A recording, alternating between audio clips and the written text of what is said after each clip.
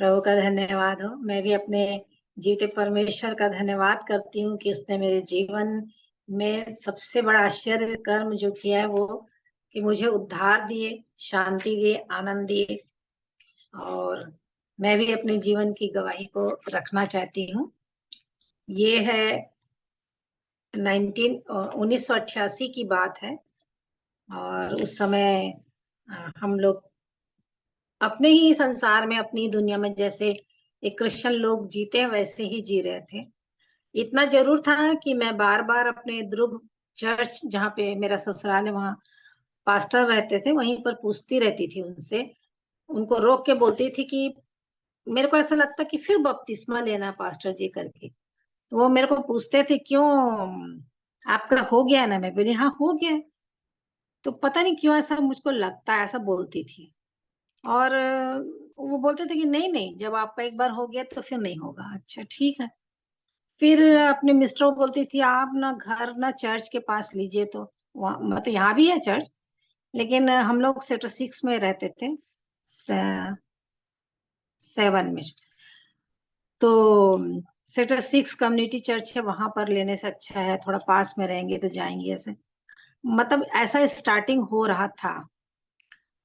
तो ऐसे होते होते फिर एक दिन एक भैया आए, चार्ल्स भैया करके, और वो वचन से बताने लग गया। उस दिन मेरे को बहुत ज्यादा पहले सांस की तकलीफ होती थी, और मैं उसी दिन इंजेक्शन वगैरह लगवा करके आई थी कैजुअलिटी से। और मैं अंदर कमरे में थी, और भैया और 2 जन के साथ और आ गए थे। और फिर उसके बाद मेरे को भी बुलाए, बैठे और पूछने लगे, आप वचन पढ़ते हैं क्या? सबसे बात करते हैं, मिस्टर से भी। और मैं ऐसी झूठ मूठ बोल दी, हाँ पढ़ती हूँ, क्योंकि यदि सच बोलूंगी तो पकड़ा जाऊंगी। तो मैं बोल दी हाँ मैं पढ़ती हूँ करके। उसके बाद फिर वचन खोल के कभी कुछ पलट के, कभी कुछ इधर उधर करके अपना। उसी समय बेला दीदी आ गई घर पे, वहीं 7 में हम लोग पास में ही रहते थे। तो वो भी आ गई, तो वो भी सुनने लग गई। फिर खत्म हो गया। उसके बाद छोड़ने चले गए, हम लोग ऊपर रहते थे फर्स्ट वाले स्टेप में। तो फिर जब जैसे ही छोड़ने गए तो ये लोग, बेला दीदी बोलने लग गई, भैया फिर से आइए। तो मैं जब चले गए तो मैं दीदी बोली, क्या दीदी आप ना किसी को भी बुलाते रहते हैं, और कुछ इधर उधर से पलट पलट के बताएं और हम पता ही नहीं चला क्या बताएं। और जबकि वो मेरे को मैं उनसे पूछी, भैया ये जो बता रहे हैं वो कुछ समझ में नहीं आया करके। तो फिर वो रोमियो 7 का 14 निकाल के बोले कि व्यवस्था तो आत्मिक है जिसमें लिखा हुआ है, और मैं शारीरिक और पाप के हाथ बिका हुआ हूँ। आपको कहाँ से समझ में आएगा? तब भी समझ में नहीं आया क्या क्या बोल रहे हैं ऐसे करके। फिर उसके बाद दीदी लोग और मेरे मिस्टर बहुत उनको बोले कि भैया फिर से आइए, बहुत अच्छा लगा आपके, आप संगति किए तो। और उसके बाद ये था अगस्त, लास्ट लास्ट की बात थी। उसके बाद ये आ गए 9 तारीख सितंबर को, 9 सितंबर को आ गए। और उस दिन हस्बैंड का, नहीं, उसके बाद फिर आए, हाँ फिर आए। और नाइट ड्यूटी थी इनकी। और वहां फिर वचन से संगति करते हुए उसके बाद 10 बज गया। तो ये बोले कि मेरे को तो नाइट ड्यूटी जाना करके, और बना कुछ नहीं था। और मैं जानबूझ करके आटा वाटा गूंदने लगी। मैं इसलिए बता रही हूँ कि कैसे किसका मन जब नहीं रहता तो क्या क्या वो अपनाता है। तो मैं बोली, और झांक झांक के देखती थी ऐसे ऐसे करके, तुम बैठे ही थे भैया लोग।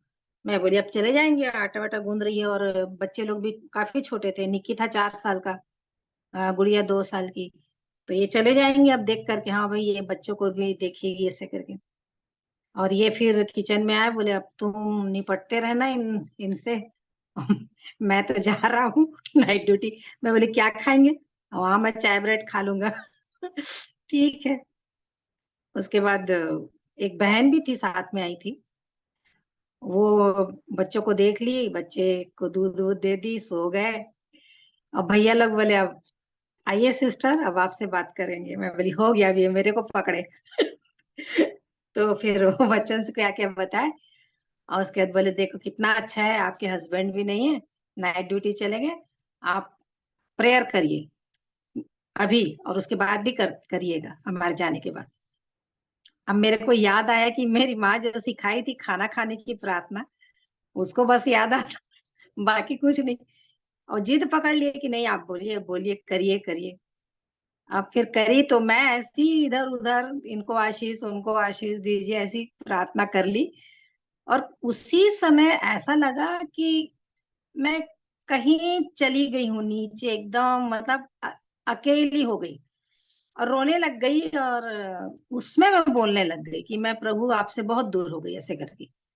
और जैसे बोली हूँ और रोने लग गई, तो मेरे को याद आया कि अरे यहाँ पर तो तीन चार जन भाई लोग बैठे हैं, और क्या सोचेंगे प्रार्थना करने बोलने से ये रोती है करके। तो मैं जल्दी से आमीन कर दी।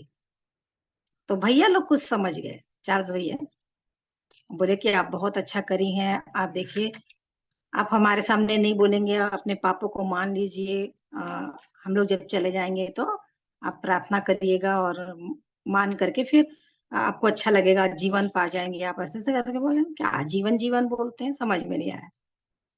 11 बजे वो लोग चले गए। उसके बाद बच्चे सो गए थे, मैं भी अपना प्रेयर करने के लिए जैसी होती थी, घुटने में आके बैठ करके करूंगी करके। तो ऐसी उस समय का जो ओनिडा टीवी था, आप लोग को सब पता होगा, शायद छोटे रहेंगे आप लोग, वो सिंग वाला, पूछ लंबी सी रहती थी, वो मेरा किचन मतलब खिड़की दिखता था जहाँ पे बैठी थी, वहां से किचन। तो वो लगता था कि वो वहां खिड़की से झांक रहा है, वो पूरा शैतान टाइप का दिख रहा था, वैसे ही रूप मतलब। और जैसे ही आंख बंद करती थी वो दिखता था, तो मैं आंख खोल देती थी डर के मारे, मेरे को समझ में नहीं आ रहा था क्या हो रहा है, और मैं प्रार्थना नहीं कर पा रही थी। फिर आंख बंद करती थी, फिर जैसे ही प्रार्थना करने देती थी तो बाजू में खड़ा हो गया ऐसा लगता था। फिर ऐसे देखती थी, फिर नहीं कर पाती, दोनों बच्चे सो रहे थे। तो बोलता था तू कैसे जाएगी छोड़ के मेरे को, मैं तेरे को छोड़ दूंगा क्या ऐसे। मेरे को समझ में नहीं आ रहा था ये क्या हो रहा है। फिर ऐसे होकर के प्रार्थना तो नहीं कर पाई ठीक से कुछ भी। रात बीत गई, सुबह आ गए ये नाइट करके। और हमारे घर में ऐसे उस समय मैंने ऐसे ऊपर में टेप रिकॉर्ड रहता था, उस समय चलता था। और मेरे को डांस का बहुत शौक था, इनको फिल्मी गाने का, और हर पिक्चर देखना बहुत ज्यादा। जो भी लग गया कुछ इस टाइप का तो बस जाना ही है। आप लोग को आश्चर्य होगा, और बताने में, पर मैं बताऊंगी जरूर से। मैंने इतना अधिक हम लोग का ये जीवन ऐसा था कि सेक्टर 6 चर्च जाने के लिए भी कभी कभी, क्योंकि दूर क्या जाएंगे, चलो यहीं जाते हैं पास रहेगा, पर्स में बाइबल रख करके चर्च जा करके, फिर वहां से निकल करके डबल टॉकीज है ऊपर नीचे चंद्रा मौर्या, तो चलो चलते हैं वहां, पर्स बाइबल रखी है, और हम लोग वहां चले जाते थे। और बच्चे तो, एक लड़की थी तो देखती थी, और नीचे देखते थे, फिर बोलते थे कहाँ फिर से आएंगे, चलो ऊपर भी जाके देख लेते हैं, फिर ऊपर भी देख लेते थे।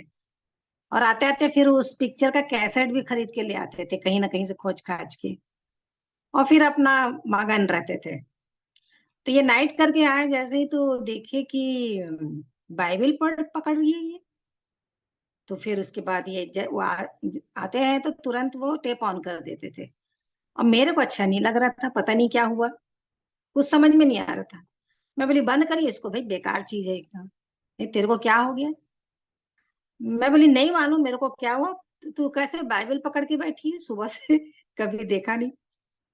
नहीं पता, मेरे को अच्छा नहीं लगता, वो बंद कर दीजिए, अच्छा नहीं है ये सब गाना, अच्छा नहीं। अरे, तो बोलते हैं रात भर में क्या करके चले गए भैया लोग।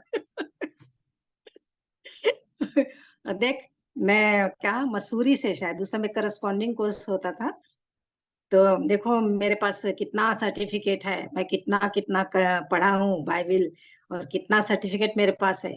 तू क्या अभी से अभी अभी अभी पकड़ रही बाइबल ऐसे। मैं बोली कुछ मत बोलिए भाई, मेरे को अच्छा नहीं लग रहा। उस समय रामायण आता था मेरे को याद है, तो सुबह सुबह वो खोल दिए टीवी को। मैं बोली टीवी बंद करिए, मेरे को अच्छा नहीं लग रहा है भाई, मेरे को पता नहीं क्या हो रहा है, पर मेरे को अच्छा नहीं लग रहा है ये सब बेकार। और वो जो बहन आई थी वो घर के पीछे रहती थी, मैं वहीं जा जाके बोलती थी, देखिए ना वो सुनते नहीं है, वो ऐसा कर देते हैं, वैसा कर देते हैं, बाइबल नहीं पढ़ने देते। उसके बाद वो बोले चाय बना, तो मैं बोली मैं नहीं बनाऊंगी, मैं पहले पढ़ूंगी। बोले अजीब है, ये क्या हो गया इसका, भैया लोग क्या करके चल दिए रात भर में कि ये बाइबल पकड़ ली, ऐसे करके। उसके बाद फिर ऐसा हुआ कि नाइट के बाद इनकी सेकंड शिफ्ट ड्यूटी आ गई। 9 तारीख को ये ड्यूटी से जल्दी आ गए, तो मैं गुड़िया को लेकर के चली गई बेला दी, घर घर पास में था। और ये बोले मैं निक्की को लेके आ रहा हूँ घर, ठीक है। वहां जाके देखे तो 7-8 लोग बैठे थे। अब भैया भी बोले अरे वाह अच्छा किए सिस्टर आप यहीं आ गए। मैं बोली हाँ बहुत अच्छा है, सब लोग बैठे। और फिर वहां पर वचन शुरू हुआ। तब मेरी नाइट ड्यूटी आ गई थी, क्योंकि हम लोग अल्टरनेट ड्यूटी करते थे और बच्चों को देखते थे। तो वो सेकंड शिफ्ट करके आ गए थे, मेरी नाइट थी। तो मैं बीच में ही भैया को बोली भैया मेरी नाइट ड्यूटी है, 9:30 बजे मैं चली जाऊंगी। हाँ ठीक है, आप निकल जाना करके। और वचन चलने लगा चलने लगा। तो भैया बता रहे हैं, समझा रहे हैं, बता रहे हैं, समझा रहे हैं। अब होते होते जब वचन की संगति हो रही थी, तो प्रकाशित वाक्य 3:20 जब उन्होंने मैंने बताते हुए बताए कि देख मैं द्वार पर खड़ा हुआ खटखटाता हूँ, जो कोई मेरा शब्द सुनकर द्वार खोलेगा, मैं उसके साथ भीतर आकर भोजन करूंगा और वो मेरे साथ। तो बस ये वचन मेरे अंदर ऐसा चुभ के गया। मेरे को कुछ पता नहीं भैया आगे पीछे क्या समझा रहे हैं, क्या हो रहा है, मैं तो पूरी गोल हो गई थी। मैं बोली मेरा प्रभु यीशु मसीह क्रूस पे बलिदान होकर के खून बहा रहा है और मेरे अंदर आना चाह रहा है, मैं किसको रखी हूँ, मेरा पति, मेरा बच्चा, तो मेरा ये वो कुछ नहीं दिखा, बस प्रभु यीशु मसीह का प्यार और वो क्रूस का दर्शन। और बस उसके बाद फिर मेरे को कुछ आता पता नहीं कि कितना बजा क्या हुआ। भैया बोले कि चलिए प्रार्थना करेंगे। प्रार्थना किए। सबसे पहले तो दीदी पहला कुरिन्ती 3:16 उनको तोड़ा वचन। तो इसलिए जो वचन मतलब चल रहा था उसके अनुसार वो सबसे पहले प्रेयर करी। फिर मेरे हस्बैंड प्रेयर किए और उसके बाद मैं करी। और हम तीनों के तीनों, दीदी तो रो रो रो के करी, उसके बाद ये किए, उसके बाद मैं। और उसके बाद जैसे ही हम लोग आमीन किए, तो देखते हैं हम लोग सब कुर्सी में, हम लोग कभी नीचे बैठने वाले नहीं। तो मेरे मिस्टर सारे लोग के बीच में नीचे में बैठे थे जब आँख खुली देखे तो।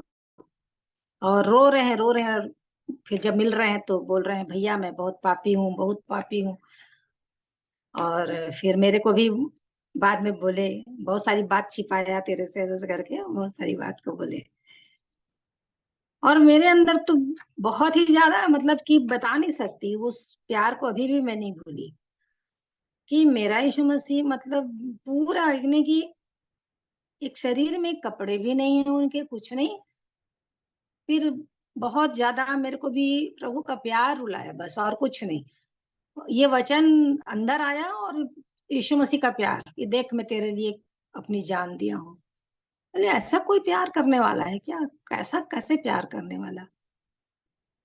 और उसके बाद रात के 11 बज गया हम लोग को वहीं पर, जो कुछ था आपस में मिल के खाए हुए। सुबह से हम लोग फिर बाइबल खोजने निकल गए। मेरे को बड़ा दुख लगता था। पापा, जब एक बाइबल थी 25 रुपए वाली, बस एक ही थी, वो भी अलमारी में रखे रहती थी। जब कभी जाना रहता था तो उसको बस ऐसे उठा के पोंछ पाछ के, क्योंकि धूल जम जाती थी, और फिर हम लोग लेके चले जाते थे, चर्च वर्च जाना रहता था। हर बात दूसरे दिन से प्रभु बात करना शुरू किया। तेरे पास सब चीज है ना, मैं बोली हाँ। तो पूछते जाते थे क्या क्या है, तो मैं पूरा आंख ऐसे फेर के देखते रहती थी, बोलते रहती थी अलमारी है, फ्रिज है, हाँ टीवी है, सोफा सब है। तो मैं कहाँ हूँ करके। और जैसे ही प्रभु बोलते थे मैं कहाँ हूँ, तो मैं वो जो बाइबिल थी पापा वाली, उसी को लेके बस रोना रोना रोना रोना, और कुछ नहीं। मेरे से इतना प्यार करते हैं प्रभु, मेरे से इतना प्यार करते हैं, क्यों करते हैं, क्यों करते हैं, मैं इतनी अच्छी नहीं, क्यों करते हैं, बस यही बात रुलाता था। फिर हम लोग अपने दोस्त के घर गए कि बाइबल चाहिए करके। फिर बाइबल बोली हाँ आ जाएगा 1-2 दिन में, फिर दे दूंगी करके। उसके बाद फिर अपने हॉस्पिटल गई, सेक्टर 1 में ड्यूटी थी, बताने के लिए कि मैं नाइट ड्यूटी नहीं। हाँ, जैसे ही आमीन हुई, भैया बोले सिस्टर आपकी नाइट ड्यूटी। तो मैं बोली भैया वहां प्रेजेंट लग गया, वहां अपसेंट हो गई, अब 10 बज गया, मैं कहाँ जाऊंगी, बहुत दूर है, क्योंकि ये छोड़ने जाते थे। मैं बोली अब तो नहीं जा पाऊंगी। तो जिंदगी में पहली बार मैं अपसेंट हुई उस दिन। तो दूसरे दिन सुबह गई अपनी सिस्टर इंचार्ज को, और अब वो उनको बताया जा रही हूँ, वो मलयाली थी, कि मेरे साथ ऐसा ऐसा हुआ। उनको सच बात बता रही हूँ, पूरा वही जो हुआ रात में उसी बात को बता रही। और वो मलयाली थी तो समझ नहीं रही थी, बोली हाँ कोई कुछ बात नहीं ज्योति, कुछ बात नहीं, वो मीटिंग में देर हो जाता है, कभी कभी हो जाता है, चलता है मीटिंग, तो ऐसा ऐसा करके। फिर बोले तुम सीएल लिख दो चलेगा, कुछ नहीं। वो होने के बाद जो मेरी सिस्टर सेकंड और नाइट ड्यूटी करी, उनके घर गई दीदी, जबकि उसके हस्बैंड बहुत कड़े। बोली दीदी, जिया जी उनकी मतलब बेला दीदी की 1.5 साल ही है, जिया जी गुस्सा तो नहीं किए? तो नहीं नहीं, वार्ड भी एकदम लाइट था, और जो पेशेंट सीरियस था वो हम लोग शिफ्ट कर दिए थे मेन हॉस्पिटल में। और बढ़िया मैं खाना खा के आई और नाइट भी कर ली। मैं इतना मतलब देखी प्रभु के प्यार को, कि मैं अपना जीवन प्रभु को समर्पित कर रही हूँ। मेरे लिए अरेंजमेंट प्रभु इधर कर दिए कि चल, ये वहां भी कुछ नहीं, सब कुछ सेट ठीक। और फिर दीदी को भी बताई कि दीदी देखिए कल ऐसा ऐसा हुआ करके। ऐसा जीवन चलने लगा। उसके बाद प्रभु फिर मुझसे बात की, मतलब वो जो बात वो कर रहे थे उन दिनों में अभी तक नहीं भूलती मैं। और कहने लगे कि तू क्या करती थी 25 तारीख? तो मैं बोली आपका बर्थडे मनाती थी। क्या करती थी? तो एक के बाद एक पूछने लग गए। तो पूरी बात याद आने लगी। हाँ, 3 साड़ी, 3 ये, उसका सेट, उसका ऐसा मैचिंग होना चाहिए, मेरी चूड़ी ऐसी होनी चाहिए, मेरा सैंडल ऐसा होना चाहिए। अच्छा, और फिर पति के लिए, हाँ उनका भी, फिर बच्चे, हाँ उनके लिए भी लेती थी। अच्छा, घर में सजावट, हाँ वो भी करती थी, पूछते जाते थे बताते जाती थी। क्रिसमस ट्री मिली, हाँ वो भी बनाती थी। भगवान मिली, हाँ वो भी करती थी। सब सब, एक के बाद एक के बाद एक के बाद।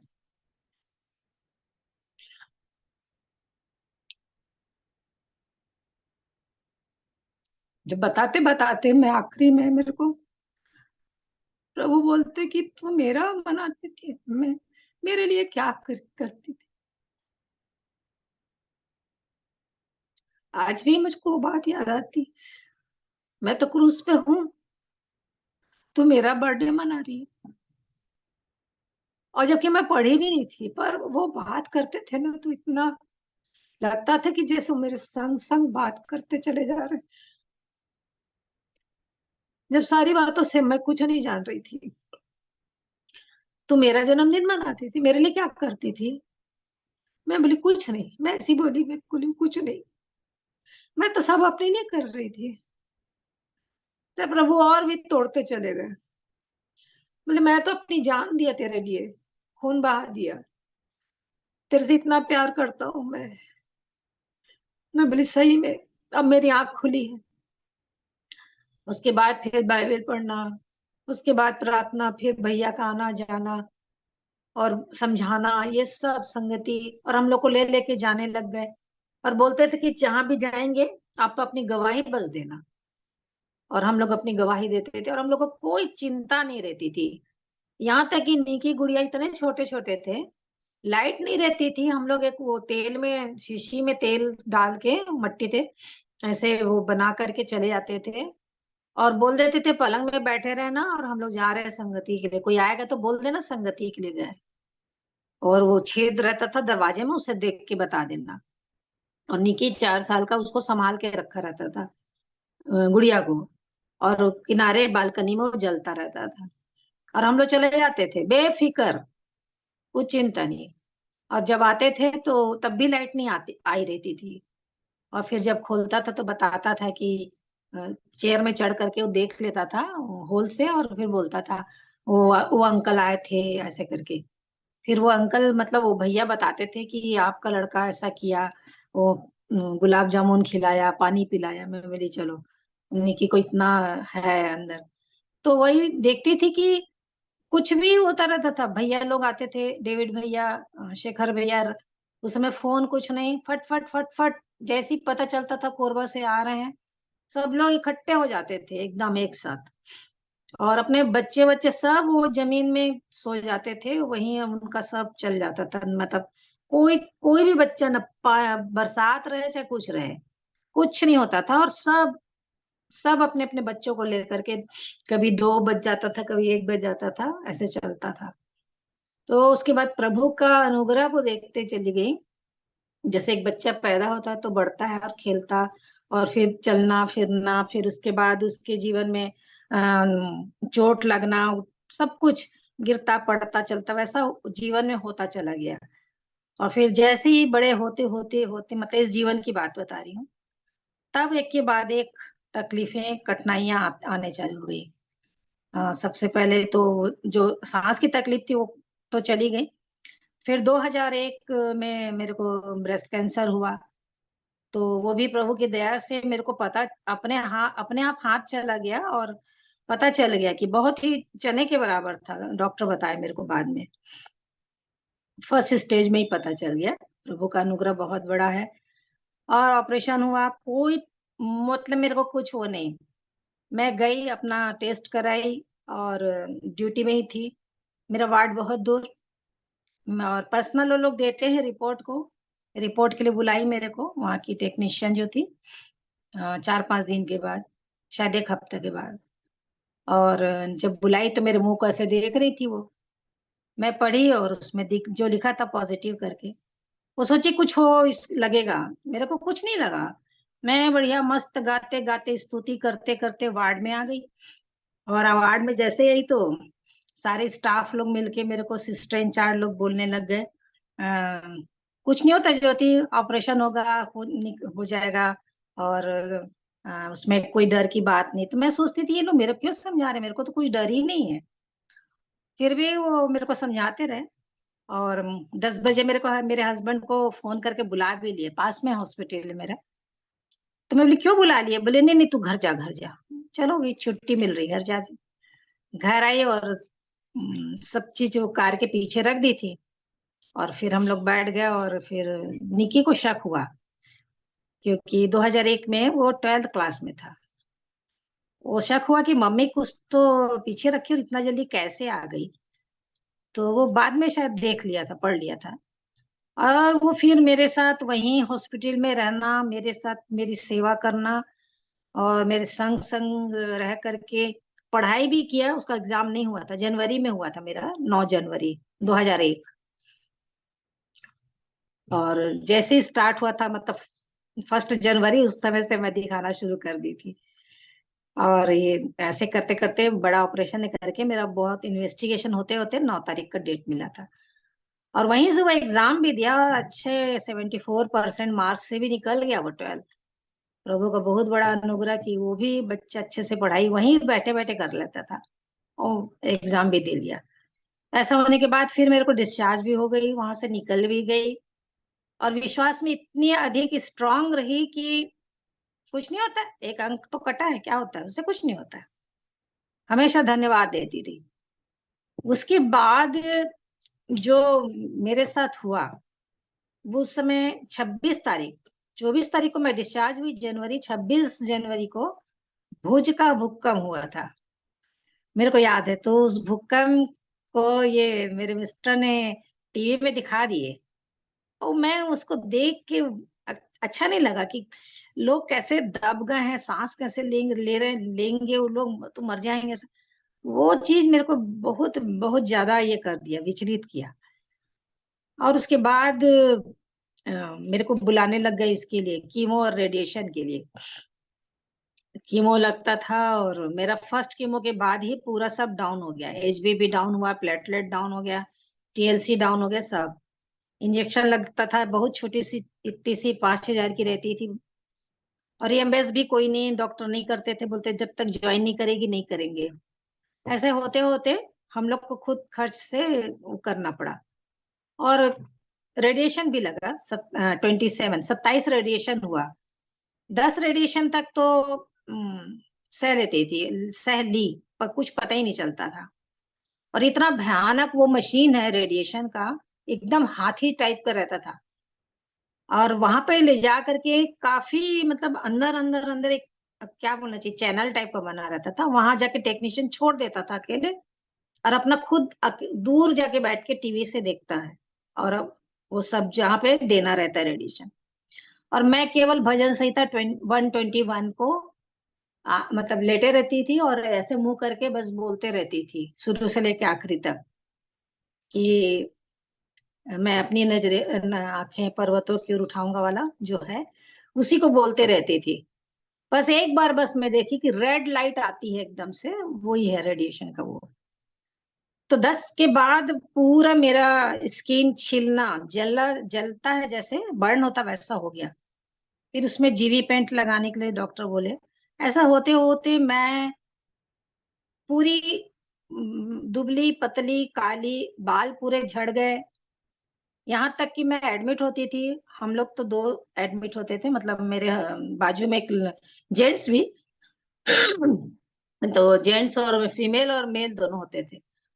तो वो मेरे को देख करके, जैसे मैं बाथरूम बाथरूम जाती थी तो बोलते थे ये आपकी माँ है क्या, ये कंडीशन हो गई थी मेरी भयानक। मतलब बाल तो पूरे नहीं थे, और इतनी दुबली पतली काली, क्योंकि कीमो इंजेक्शन इतना गंदा है, इतना बेकार, शरीर को जला देता है वो, पूरा काला कर देता है ऊपर से लेके नीचे तक, जी भी, सब चीज, तलवा सब। क्योंकि वो अच्छे सेल के साथ बुरे सेल के साथ अच्छा सेल भी मार देता है। बहुत वीक हो गई थी। तो बोले नहीं नहीं मेरी वाइफ है करके। फिर वो बताने लगे कि देखिए ना, मैं कीमो के बाद मेरा पूरा बाल सफेद हो गया, और अब जब आया तो ऐसे करके। मैं जब सुनी तो मैं बोली मेरे को कोई फर्क नहीं पड़ता, ऐसे भी तो मैं अम, मतलब सोच ली थी कि मैं नहीं रहने वाली हूँ करके, मैं तो चले जाऊंगी। मतलब इतना अधिक अपने को ऐसा फील करने लग गई थी धीरे धीरे। तो जनवरी से लेकर सितंबर तक हो गया था, 9 महीने। इस 9 महीने में कोई ना कोई प्रभु के दास, अनिल भैया, डेविड भैया, शेखर भैया, और जितने भी हैं, चार्ल्स भी, सब लोग आके समझाते थे, बोलते थे। कन्वेंशन हो रहा है ले जाते थे, जहां भी मीटिंग मीटिंग कई जगह लेके गए, मगर मेरे को कोई कुछ भी नहीं हो रहा था, कुछ भी नहीं। मतलब मैं धीरे धीरे डिप्रेशन में जा रही थी। तो उसके बाद मेरी बड़ी बहन भी आई, वो जब देख के गई, पता नहीं जुलाई अगस्त में आई थी, सितंबर में याद नहीं आ रहा है। तो वो अभी नहीं है, एक्सपायर हो गई। तो जाके बोली और भी बहनों को जो चिरमिदी में रहती है, भाई को, कि जाओ बेबी को देख लो, वो दिसंबर तक शायद ही बचेगी, ऐसे करके। इतनी अधिक भयानक मेरी कंडीशन हो गई थी, क्योंकि खाना पीना एकदम सब छूट जाता है कीमो लगने से। कोई स्वाद नहीं रहता, कुछ भी नहीं रहता है। ऐसे होते होते उस बीच में 28 जून की बात है, मेरे को अभी तक याद है। एक आई संगीता, यहीं दुर्ग में रहती है, पर वो बहुत साल के बाद आई, 4-5 साल के बाद मेरे पास। 28 जून को आई थी, पैर पूरा धूल में था, चप्पल पहनी हुई थी। वहीं बाहर में बैठी मैं, और मैं बोली भी कि ये मेरे को कुछ ना कुछ बोलेगी, वचन की बात को पूछेगी, क्योंकि उसकी आदत थी। और बोलती है भाभी, ऐसी कुछ कुछ बात करी, उसके बाद फिर बताई कि मैं 3 दिन से फास्टिंग में हूँ, और मैं प्रभु से पूछ रही थी कि प्रभु मेरे को कहाँ जाना बताइए। तो प्रभु बोले कि दुर्ग भिलाई। दुर्ग तो अपने घर जाती हूँ, भिलाई किस क्या जाना है, तो आपका चेहरा दिखाया। क्या हुआ करके पूछने लग गई, क्योंकि उसको नहीं पता था। जनवरी में हुआ था, जून में आई थी। फिर मैं बताई, पर उसको अपनी दशा नहीं बता रही थी कि मेरे साथ क्या हो रहा है करके। तो अ, बोलती है कि हाँ आप तो बाइबल पढ़ते हैं, अभी कौन सा वचन बात कर रहा है। मैं झूठ बोल दी, यशाया 41 का 10। जबकि पूरी रीति से डर वर सब अंदर, फिर भी बोल दी, क्योंकि मेरे को पूछेगी, मेरे को मालूम था, क्योंकि मैं उससे बड़ी हूँ। तो मैं बोली पक्का पूछेगी। मैं बोली हाँ, इधर उधर मत ताक, बस ये वाला वचन को बता दी। उसके बाद पता नहीं, वो बोली अच्छा चलिए, शाम के समय प्रार्थना करती हूँ करके। ये हॉल था बड़ा सा, चर्च आराधनालय था। यहाँ पर। तो प्रार्थना करी। एक अद्भुत बात मैं तो कभी नहीं सोची थी। मेरा देवर भी आता था, प्रेयर करता था, उसको भी बोल देती थी कि तेरी बात पे मेरे को विश्वास नहीं। वो मेरे को बोलता था प्रार्थना के बाद, भाभी एक बात बोलूं, आप बुरा मत माने। मैंने नहीं, बताना। आप ना संदेह कर रहे हो। बोले हाँ, तू क्या क्या बोल रहा है, कहाँ से बोल रहा है? मतलब मैं इतनी इसमें भी हो गई थी, वचन के मामले में भी। अरे तू कहाँ से बोल रहा है, क्या बोल रहा है, ये सही में है क्या? और तू प्रार्थना कर रहा है, मैं तो, मेरे को वो नहीं है। और तू कुछ भी प्रार्थना करेगा तो मैं क्या हो जाऊंगी ऐसे कर? वही तो है, आपके अंदर संदेह भी है, डर भी है, सब है आपके अंदर। धीरे धीरे मतलब बहुत सारी बात आ रही थी अंदर अंदर।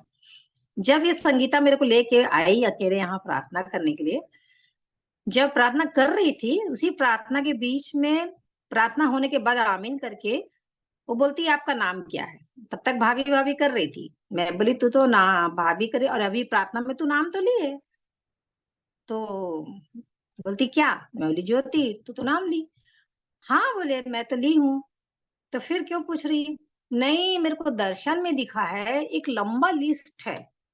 वो लंबे लिस्ट में एकदम बड़े अक्षर में आपका नाम है, और आपको ना दुष्ट पकड़ा हुआ। जब वो ऐसा बोली ना, शैतान पकड़ा, तब मैं ना उसके लिए थोड़ा खुली। मैं बोली इसको प्रभु कैसे दिखा दिया, मेरे जो अंदर हो रहा है, डर है, संदेह है, घबराहट हो रही है, मेरे को मतलब मेरे को बिल्कुल मन नहीं है। अब मेरे को ऐसा लग रहा है कि मैं चले जाऊं। ऐसा क्यों, ऐसा ये बात इसको कैसे पता हुआ करके मेरे को थोड़ा सा लगा। तो ना, आप ना बिल्कुल मत डरिए भाभी, बिल्कुल आप अच्छे हो जाओगे, बिल्कुल ठीक हो जाओगे। और आप ना सबसे पहले मेरे को गवाही बताओगे ऐसे करके। वो उसके मुंह से ऐसी बातें नहीं करने लगी। तब मैं खुल गई। मैं बोली कि संगीता, मेरे साथ ऐसा ऐसा हो रहा है। जब से हुआ है मेरा, तो धीरे धीरे देखना। अभी तक मैं ड्यूटी नहीं कर रही। मैं जाती थी सर से 1 महीना अनफिट पुटअप कर देती थी। जाऊंगी नहीं, मेरे को कुछ आता नहीं, सही में मैं भूल भी गई थी, और सब कुछ भूल गई थी। मैं करूंगी क्या? देखते रहती थी क्या कर रहे हैं लोग, क्यों जाते हैं सुबह से, क्या करते हैं, ऐसी हो गई थी एकदम।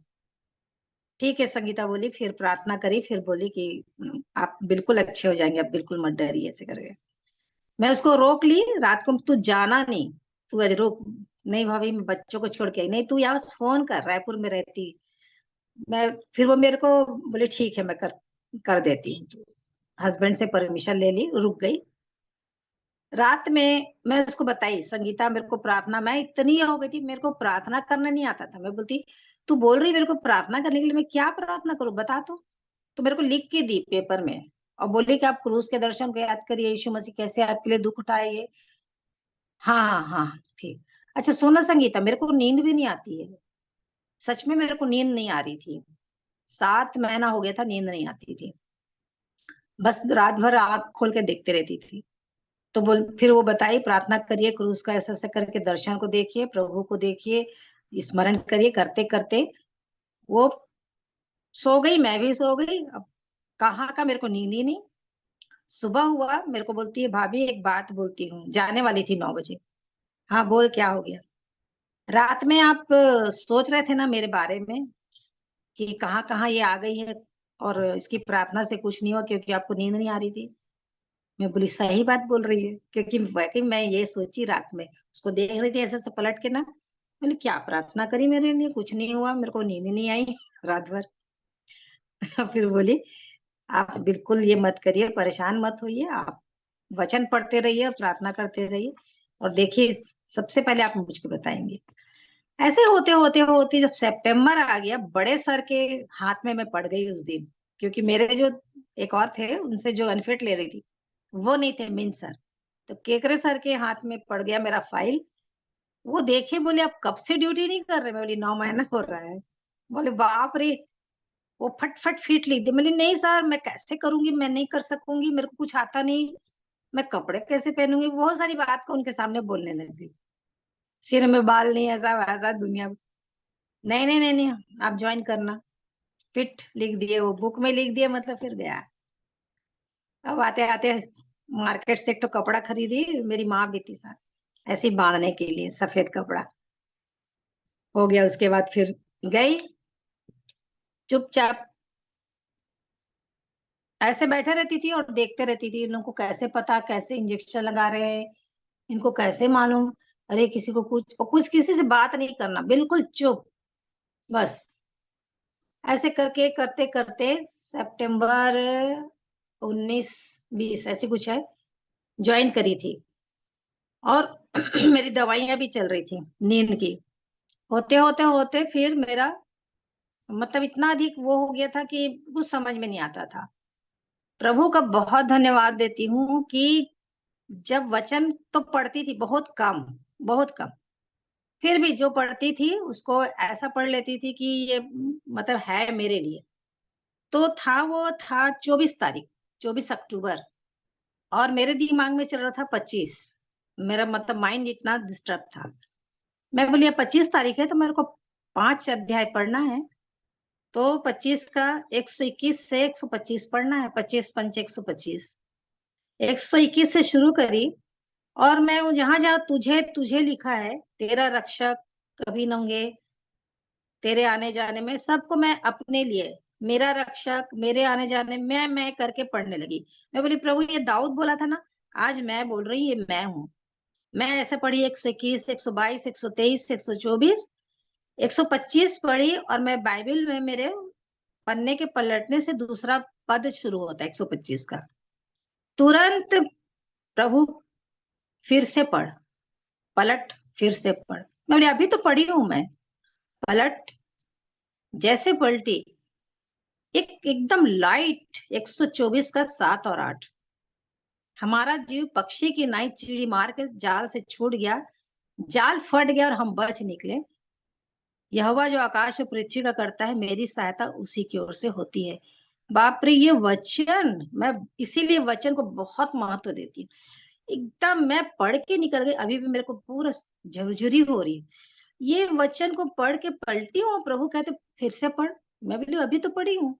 और वो 7-8 में ऐसे फट से वचन का ये हुआ कि वो वचन आया मेरे अंदर, ऐसा लगा कि पिता पुत्र पवित्र आत्मा तीनों सट से आए, और पूरा वो भड़ास जाल फटा और हम बच निकले। मेरे जीवन से ऐसी हुआ। सारा डर, संदेह, निराशा, बातें जो एक सेकंड भी नहीं लगा। ये वचन की इतनी सामर्थ को मैं महसूस करी, बाप रे, कि वाकई में प्रभु आप क्या काम करते हैं। कितना मैं, मेरे मिस्टर प्रयास किए, यहाँ जाना वहां जाना, इनको बुलाना, ये पास्टर इस कमरे में, बहुत क्या क्या नहीं होता था, कैसे भी ठीक हो जाए, कैसे भी ठीक हो जाए। लेकिन वाकई में आपके वचन में की सामर्थ को देखी मैं। उस वचन के द्वारा जैसी मेरे अंदर हुआ, मेरा पूरा पलट गया। मेरे को सब कुछ याद आ गया, मैं सब छोड़ दी थी, यहाँ तक कुछ भी नहीं, कुछ भी नहीं, खाना वाना तो कुछ भी नहीं। बहुत सारी बातें हैं जो मैं भी नहीं बता पा रही हूँ। तो कुछ भी नहीं करती थी। सारी बातें याद आ गई, और मेरे को कोई भी चिंता नहीं, पूरी दवाई को पकड़ी और फेंक भी दी। और इतनी अच्छी नींद और इतना अच्छा ये, उसके बाद ड्यूटी गई, तो सब कुछ याद आ गया। तब उस समय कोई मेरे को ये नहीं कि मेरे सिर में बाल नहीं है, कि मैं कपड़ा कैसे पहनी, कुछ कुछ भी नहीं। इतना आनंद और इतनी शांति। उसके बाद बहुत सारी पत्रिकाओं में मैं अपनी गवाही भेजी। उस समय पत्रिका चलती थी ना, तुरही और क्या क्या, मसीह वंदना, ऐसा।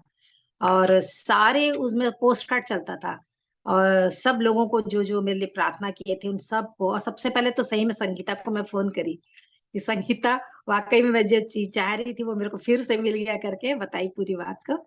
तो उसके बाद मेरा जीवन एकदम आनंद से भर गया। मैं बोली प्रभु मेरे को यही, मैं क्योंकि बोलती थी कि प्रभु मेरे को वो चाहिए, ऐसा मैंने उनसे बात करती थी। तो यहाँ तक इतनी वो हो गई थी, बुद्धू टाइप की कहना चाहिए। मैं चिट्ठी लिखती थी प्रभु को, बैठ करके चिट्ठी लिखती थी, क्योंकि उस समय तो वही चिट्ठी का ही तो चलता था।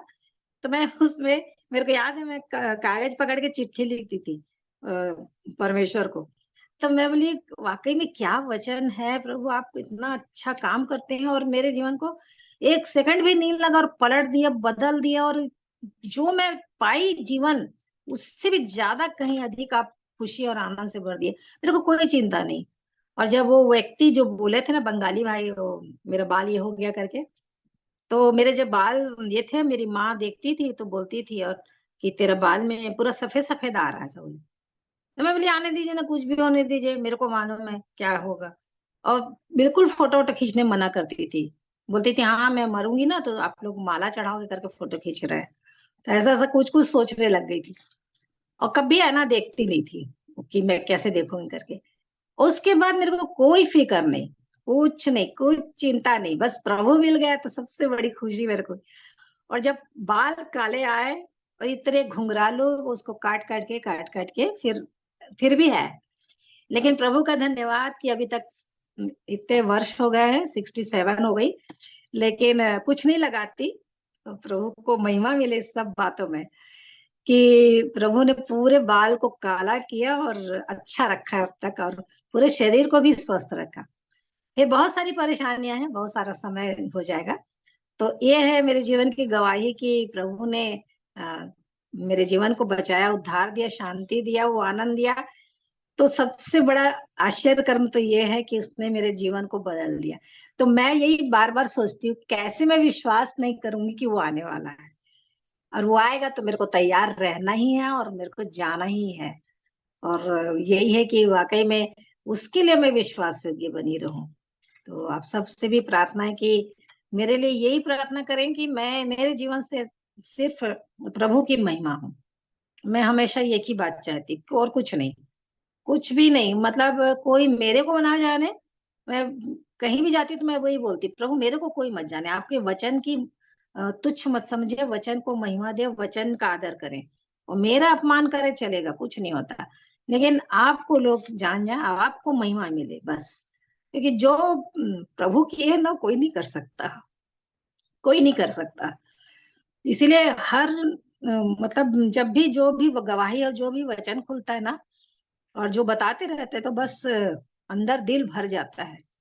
और वो प्रेम देख करके एक ही परमेश्वर, क्या अभी वो अमन के लिए भी मैं सोचती हूँ कितना, मतलब हम लोग का सोच करके और इस मीटिंग को अपने ही एफर्ट से, अपना ही सपोर्ट, अपना मतलब कोई कर नहीं, फिर भी समीक्षा तो कल बोली, लेकिन प्रभु कैसे हमारे लिए इतना अच्छा इंतजाम करके रख दिए हैं। मतलब अ, प्रभु का काम मैं देखती हूँ ना कि कैसे कैसे वाकई में कितना हमारे लिए सोचते हैं, और क्या कितना अधिक कि हम कैसे भी करके उसके योग्य बन जाए, ऐसा बना करके वो अपने लोगों को ऐसा सब बना करके और रख रहे हैं कि वचन भी मिले, उनको सहूलियत भी मिले, उनको किसी चीज की कमी मत हो।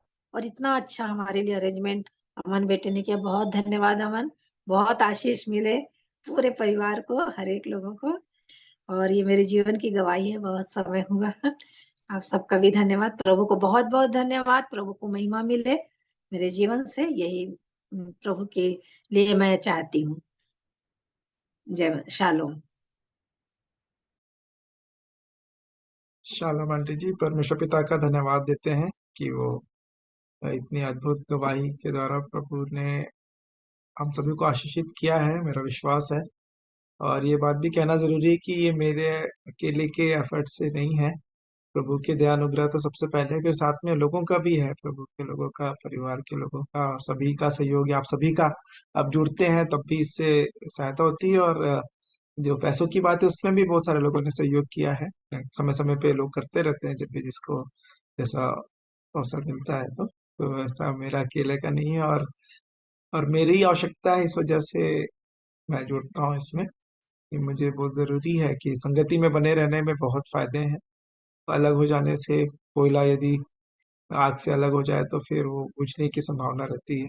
लेकिन साथ में रहते तो सभी कोयले दहकते भी रहते हैं, एक दूसरे की सहायता होती है। तो इसलिए आप सभी का धन्यवाद। आपके जुड़ने से भी हम, यदि कुछ अभी तक नहीं बोला है या कम बोले हैं या ज्यादा अवसर नहीं मिला है, तब भी आपकी उपस्थिति से भी हम सहायता होती है सबकी।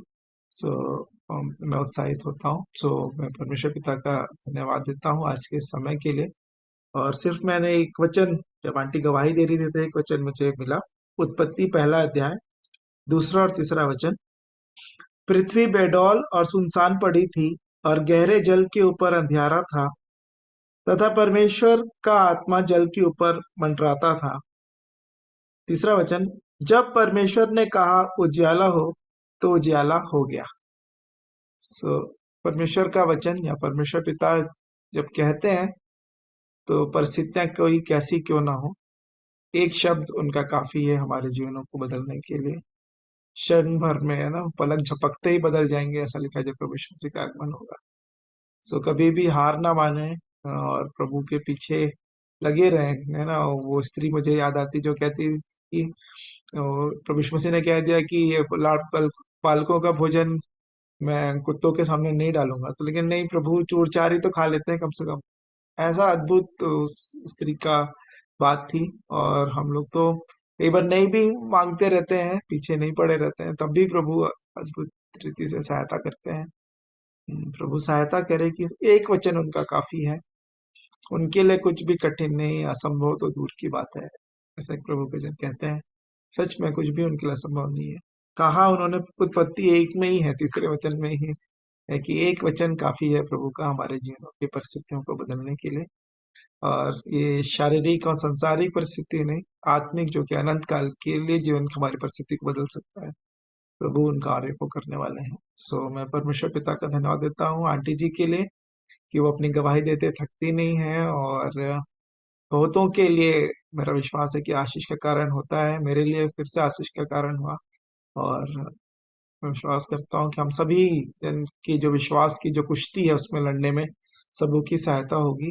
जीवन में परिस्थितियां आती हैं, प्रभु का वचन में हमने पढ़ा है कि बिना अनुभव के प्रभु नहीं छोड़ते, है ना। और बिना परीक्षा के आगे स्तर में भी नहीं जा सकते। परीक्षा में स्थिर रह के, जैसे भैया ने उस गीत तो गाया कि है, आशा में आनंदित और क्लेश में स्थिर, और फिर निरंतर प्रार्थना करते रहने में वो सहायता करें कि हम आत्मिक जीवन में जो आत्मिक युद्ध है व्यक्तिगत है, हमने इस बात को देखा है, लेकिन एक दूसरे की संगति से हम सहायता प्राप्त करते हैं, और उस आत्मिक युद्ध को जो व्यक्तिगत तौर पर लड़ रहे हैं उसमें हम जयवंत होने पाते हैं। मैं परमेश्वर पिता का धन्यवाद देता हूँ। अब अभी अंतिम प्रार्थना का समय है। कोई यदि प्रार्थना करेंगे, उसके बाद फिर हम आज की सभा समाप्त करेंगे। यदि आप में से किसी को अगुवाई मिल रही है कि वो प्रार्थना करे, तो आप प्रार्थना कर सकते हैं। प्रेमी पिता परमेश्वर, प्रभु यीशु मसीह के जीवित पवित्र नाम में आपके चरणों में अनुग्रह के सिंहासन के निकट उद्धारकर्ता यीशु मसीह के नाम से आती हूँ, धन्यवाद देती हूँ। सच में प्यारे पिता, आपके प्रेम को देखकर, आपकी दया और अनुग्रह करुणा जो आपने मेरे जीवन के लिए की, मैं आपके नाम की स्तुति करती हूँ, धन्यवाद देती हूँ। आप इतने महान और महापवित्र परमेश्वर हैं, स्वर्गों के स्वर्ग में विराजमान इतने ऊंचे पर हैं, हम कल्पना भी नहीं कर सकते। फिर भी आपने हम पर और मुझ पर विशेष रीति से जब दृष्टि की, और आपने प्रभु यीशु मसीह को अपने दासों के द्वारा भेजकर, प्रभु जी अपने वचन को भेज करके, प्रभु जो आप स्वयं हैं, आप स्वयं चले आए और आपने बता दिया कि देख, मैं तुझसे कितना अधिक प्यार करता हूँ कि तेरे लिए मैंने अपने बेटे को भी अपने पास नहीं रखा। सच में प्यारे पिता, अद्भुत प्यार है आपका, ये समझ से परे है कि आपने अपने निज पुत्र को भी नहीं रख छोड़े, जिससे आप अत्यंत प्रसन्न। आपने कैसे देखा होगा कि आपका इकलौता पुत्र वो कुचला जा रहा है, लोग मार रहे हैं, आपने छोड़ दिया। जो करना है कर लो, ये सब कुछ तो मेरे ही पाप के कारण था।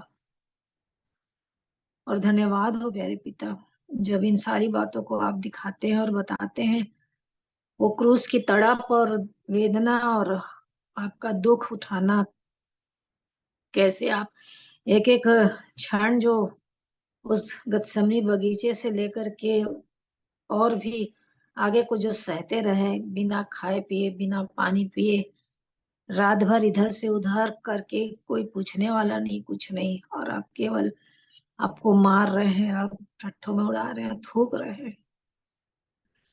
जब सब बातें विचार में आती हैं तो सहने से बाहर होता है कि आप कैसे सह लिए, कैसे दुख उठा लिए, क्यों ऐसा कर लिए। कभी कभी तो क्यों ऐसा कि इस योग्य नहीं है प्रभु हम, लेकिन आपका प्यार ही है सच में प्यारे प्रभु जी की, आप हमें बचाना चाहते हैं, इसलिए आपने यहाँ अपनी जान दे दी, और आपका एक एक खून बह गया पूरे शरीर का। और कितनी तकलीफ हुई होगी पूरे शरीर में जब आप छलनी हो गए होंगे, जब आपने अपना प्राण भी दे दिया, अपनी आत्मा को सौंप दिया। लेकिन धन्यवाद हो प्यारे प्रभु कि आपके जी उठने के द्वारा हमको जीवन मिल गया, क्योंकि जीवन आपके पास है, वो अनंत है। इतनी खुशी की बात है प्यारे प्रभु, सच में। लेकिन वो प्रभु जो आपने किया है वो हमारे हृदय में हमेशा बना रहता है, इसीलिए हम आपके सामने झुक जाते हैं और इसीलिए आपके सामने दंडवत करते हैं और आपके पैरों को चूमते हैं प्यारे यीशु। आपके पैरों को चूमते हैं, क्योंकि हमारी आंखें तो केवल आपके पैर पे लगी रहेंगी। आप जितने सुंदर हैं, श्रेष्ठ गीत में जो उसने बताया है वचन के माध्यम से प्रभु जी, 10,000 में से उत्तम, गोरे और लाल से। और आपके जो जो भी प्रभु जी व्याख्यान है, वर्णन है प्रभु, वो हमारी भी समझ से परे वाली बात है। धन्यवाद हो प्रभु, आप इतने सुंदर, इतने अच्छे दिखने वाले आपका रूप को बिगाड़ दिए थे। लेकिन धन्यवाद हो पिता का कि अपने वंश को देखने के लिए उन्होंने आपको दे दिया हमारे लिए, और इसलिए आप हमारे लिए पहलौठा बन गए और हम आपके पीछे आ गए। धन्यवाद हो प्रभु यीशु मसीह, आपके ससीम दया के लिए, प्रेम के लिए, आपके बलिदान के लिए जो आपने हमारे जीवन के लिए किया, हर एक के लिए किया। और हर एक जन प्रभु, मैं जानती हूँ आपके लहू से जब धुल जाता है, हर एक व्यक्ति आपके प्यार को नहीं भूल पाता है, क्योंकि आपका लहू इतना कीमती है, इतना बहुमूल्य है कि वो बातें करता है, और आपका वचन भी बातें करता है। और इसीलिए आपने उस पवित्र आत्मा को दिया है। अद्भुत प्यार है प्रभु, आपने अकेला नहीं छोड़ा, अनाथ नहीं छोड़ा। आपने उस पवित्र आत्मा को दे दिया कि वो तुम्हारे साथ साथ रहेगा जब तक मैं ना हूं। वो तुम्हारे को बनाएगा, तुम्हारे लिए वचन को याद दिला दिला मेरी बातों को स्मरण दिलाएगा। सच में प्यारे पिता, आपके ससीम प्यार के लिए बहुत धन्यवाद देती, बहुत धन्यवाद देती, क्योंकि प्यारे प्रभु, पिता वही होता है। बच्चे यदि हैं तो प्रभु जी आप दें या ना दें, बच्चों के पिता तो पिता रहते ही हैं। चाहे उनके पापा उनको डांटे, मारे, कुछ भी करें, वो कहीं बाहर नहीं जाते, कहीं इधर उधर नहीं होते, पड़ोस में नहीं जाते, लेकिन वो अपने घर में रहते हैं और अपने पापा की बात सुनते हैं। वो जानते हैं कि हमारे पापा हमारे लिए अच्छे ही काम करेंगे, अच्छी बातें सिखाएंगे, हमारी माँ अच्छी बातें बताएंगे। इसलिए प्यारे पिता, आप चंगा करें या ना करें, आप हमारे पिता हैं। आप दें चाहे ना दें, आप हमारे पिता हैं। अय्यूब की तरह भी यदि हमारी दशा भी हो जाए तो भी आप हमारे पिता हैं। सच में प्यारे पिता, क्योंकि हमने आपके प्यार के स्वाद को चख लिया है। आप कुछ भी हमारे लिए ऐसा करेंगे ही नहीं जिससे हमें दुख पहुंचे, क्योंकि आप हमारे पिता हैं। आप नहीं चाहेंगे कि मेरा बच्चा, मेरी बेटी दुख पाए, लेकिन आप जो भी करते हैं हमें सिखाने के लिए करते हैं, क्योंकि आप हमारे आत्मिक पिता, स्वर्गीय पिता, धार्मिक पिता हैं, और पवित्रता के भागी होने के लिए आप हमें सिखाना चाहते हैं। शारीरिक पिता तो हमें ताड़ना देते हैं, लेकिन आप जो करते हैं हमें स्वर्गीय राज्य में ले जाने के लिए कर रहे हैं। और आप नहीं चाहते कि हमारे अंदर कोई भी बुराई रहे, हम यही अच्छे और यही ठीक हो जाएं, आपके लिए पवित्र बन जाएं, सिद्ध हो जाएं, आपके योग्य बन जाएं। इसीलिए आप इन सारी बातों को लाते हो। और जो प्रभु जी इन सारी पृथ्वी पे रहने वालों पर फंदे के नहीं आ जाने वाली बातें हैं, वो भी उससे बचने के लिए भी आप हमारे लिए तैयारी कर रहे हैं कि इसके पहले की कलीसिया उठाई जाए, उसमें हम शामिल हो जाए। सो प्रभु जी, प्यारे पिता, मैं आपका धन्यवाद करती हूँ कि आपने प्रभु यीशु मसीह को, अपने उसके पवित्र लहू को, पवित्र वचन को, पवित्र आत्मा को दे करके हमें बलशाली बनाया है, शक्तिशाली बनाया है। बलवंत करते चले जा रहे हैं। शरीर भले क्षीण होते चले जाए, बाहरी मनुष्य तो भले नाश होता चला है, भीतरी मनुष्य में, आत्मा में आप हमको बलवंत कर रहे हैं। आत्मा ही तो प्रभु आपके पास जाएगी। इसलिए धन्यवाद देती हूँ सारी आशीषों के लिए, सारे उपकारों के लिए जो आप हमें से हर एक के जीवन में कर रहे हैं, और हर एक को उनकी आवश्यकता के अनुसार प्रभु वचन दे देकर आप बढ़ा रहे हैं। प्रभु ये संगति कभी छूटने ना पाए, संगति बनी रहे, और आपके दास भक्त भी आके हमें सही और अच्छी शिक्षाओं को देते हुए आपकी हर एक उन बातों को जो हमें आज्ञा माननी है अभी भी, उसमें हम अपने आप को देखते रहें, जांचते रहें, परखते रहें, चौकस रहें अपने आप के, और सावधान रहें प्रभु, और जागते रहें। हम कभी भी इस संसार की बातों में सोए ना, हमारी आंखें केवल सिद्ध करने वाली यीशु आपकी ओर ताकती रहे, हम आपको देखते रहे, क्योंकि आप ही हमारे लिए सब कुछ है, सब कुछ है। आप जो जो काम करके, दुख उठा करके जो जो काम किए हैं, वो सब हमारे लिए प्रभु जी फॉलो करने के लिए है। जो आप कह दिए हैं प्रभु, अपना क्रूस उठाओ मेरे पीछे। प्रभु आप भीड़ नहीं चाहते, जो करेगा वही आपके पीछे आएगा, और आप उसी को अपने पीछे आने के लिए कहते हैं। भीड़ से प्रसन्न नहीं होते। हाँ प्रभु जी, इसलिए प्रभु मैं आपका धन्यवाद करती हूँ वचन के लिए। सच में प्रभु बहुत सामर्थ्य, बहुत ही प्रभु ऐसा प्रभावशाली वचन है आपका कि वो गाट गाट गुदे गुदे को वार पार छेद देता है, हड्डी तक चला जाता है प्रभु जी, सच में। और ये वचन हमको फिर से जिला देता है, ये बहुत बड़ी बात है। हम गिरे भी पड़ रहते हैं तो भी ये वचन हमें उठा देता है प्रभु जी, आपका धन्यवाद करती हूँ। हम चाहे निराशा में रहे, फिर से आशा दे देता है ये वचन, आनंदित कर देता है। सच में प्रभु जी, जैसे वचन में लिखा है प्रभु, कई लोगों को प्रभु जी अन्न की उससे उनको आनंद मिलता है, लेकिन आपके वचन से हमको आनंद मिलता है। और वाकई में प्रभु ये वचन तो कहीं मोहरों से अधिक बहुमूल्य है, बहुत ज्यादा बहुमूल्य है। सारी बातों के लिए मैं आपका धन्यवाद करती हूँ, आज के दिन के लिए, समय के लिए, हर एक प्रियो के लिए। प्रभु इस रात्रि में हर एक की सहायता करें, आशीष दें, हर एक को आप अपने अनुग्रह में बनाए रखें, प्रेम में बने रहें, और हर एक को बढ़ाते चले जाएं। धन्यवाद से विनती प्रभु यीशु मसीह के नाम से मांगती हूँ, आमीन।